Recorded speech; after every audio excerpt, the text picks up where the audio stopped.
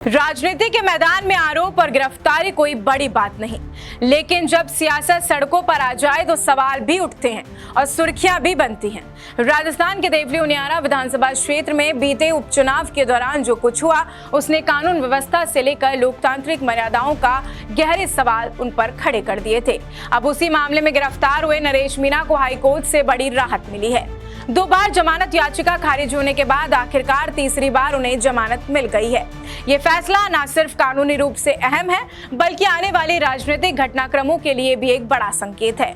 पूरा मामला नवंबर 2024 के उपचुनाव के दौरान उपजा था, जब मतदान के बहिष्कार, एसडीएम को थप्पड़, गाड़ियों में आगजनी और पुलिस से टकराव जैसी घटनाओं ने समरावता गांव को सियासी युद्ध भूमि में बदल दिया था। इस उपद्रव के बाद केंद्र में रहे नरेश मीणा पर कई धाराओं में मामला दर्ज हुआ और वो कई महीने से जेल में बंद हैं। अब उन्हें अदालत से रिहाई मिल गई है।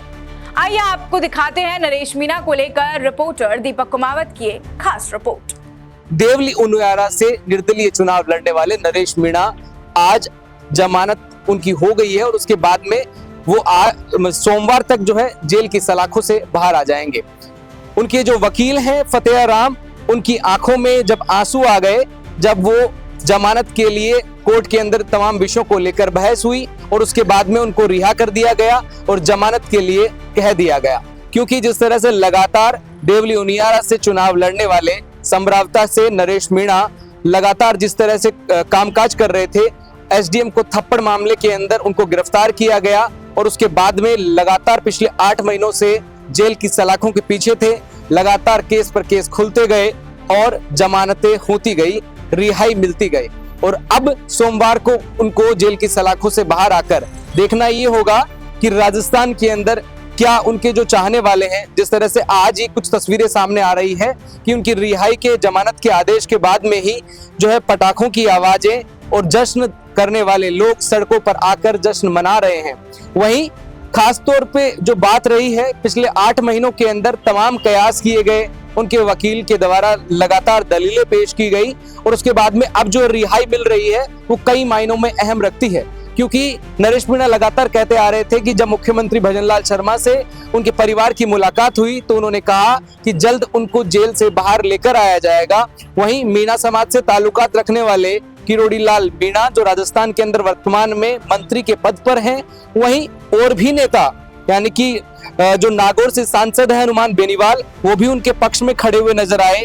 वहीं और कई जो मंत्री हैं जो लगातार उनके पक्ष में काम करते हुए आए, कई छात्र नेता हैं जो उनके पक्ष में जो है बोलते हुए नजर आए।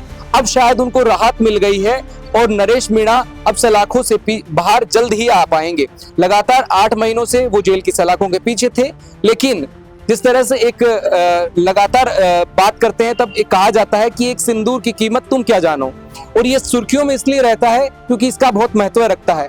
वैसे ठीक अगर सटीक बैठाया जाए इस पूरे वाक्य को तो नरेश मीणा ही जान पाएगा कि एक थप्पड़ की कीमत क्या होती है।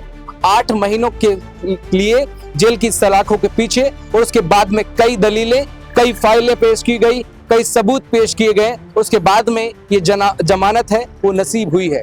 देखना ये है कि बाहर आने के बाद में क्या रुतबा उनका आने के बाद में रहने वाला है, किस प्रकार का जश्न रहने वाला है। पहले शब्द 8 महीनों के बाद जेल से बाहर आने के बाद में क्या उनके होंगे, वो एक नया बदलाव राजस्थान की राजनीति में लेकर आने वाले हैं।